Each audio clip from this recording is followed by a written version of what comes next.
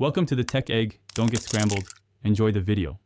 In this video, I will explain how to use File Pizza. Open your browser and go to the File Pizza page to start a session, then drag a file onto the interface to create a share code.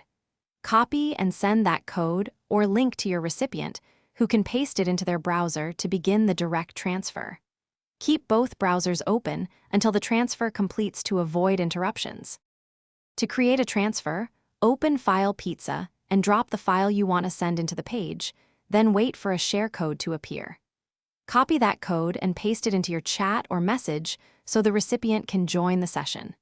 If the recipient opens the link or pastes the code in their browser, the direct peer-to-peer connection will begin and the file will transfer without storing data on a server. If a transfer stalls, first confirm both parties kept their browser tabs open and that firewalls or strict network settings aren't blocking peer connections.